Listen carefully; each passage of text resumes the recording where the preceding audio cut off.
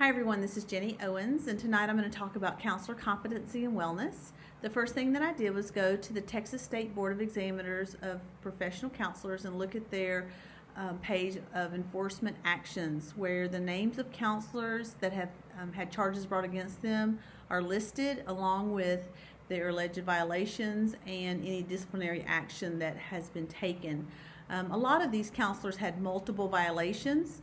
But if you looked at the violations just one by one, what I found was the most common reason for disciplinary action was the failure to maintain professional boundaries. Now, this was often coupled with either dual relationships or sexual contact violations. And the second most common reason for disciplinary action was dual relationships. The third most common had to do with the criminal history of the counselor, but the fourth went back to the sexual contact violation. So we can see that 3 of the 4 most common reasons for disciplinary action in Texas had to do with inappropriate relationships between the client and the counselor. Well, I was not surprised at these findings. My first reaction was, of course, because we know that the therapeutic relationship is really important in counseling, and I would think that it's really difficult to maintain those professional boundaries with all clients. So I can understand how this situation could occur. I looked to see what the relationship was between self-care and counselor impairment. And Gerard Lawson says that self-care is closely linked to wellness, and that wellness has a direct impact on the quality of the services that the client receives. Lawson also mentions that self-care helps prevent burnout, which can lead to impairment. Rimley and Harrelly contend that the counselor cannot provide care for their clients if they're not providing care for themselves.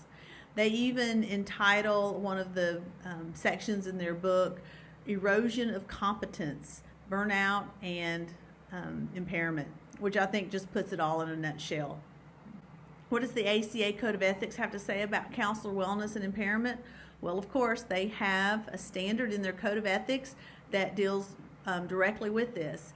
Standard C2G says that counselors will monitor themselves for signs of impairment from physical, mental, and emotional problems, and that they will not offer or provide services when they're impaired, that they should seek help with the problems that are causing their impairment, and suspend, limit, or terminate their services until they are able to resume. Counselors are also supposed to assist their colleagues and their supervisors in recognizing their own professional impairment, and provide consultation and assistance when appropriate, and take action to prevent harm to clients. Now, Rimley and Harrelly just talk about how difficult that would be for a counselor to go and talk to their supervisor and try to hold their supervisor accountable to the signs of impairment that they may see. Now, the ACA's Code of Ethics was updated in 2014, but back in 2003, the ACA created a special task force just to look at the needs of impaired counselors and their clients. So this issue has been on the radar for quite a while. One question that all of this brings to my mind is, how does a counselor know when they are ready to go back to serving clients after they've been impaired? How do they know that they have effectively dealt with the problems that have led to their impairment? That's about all I have today. I'm looking forward to seeing what you have to say and watching your videos. Thanks.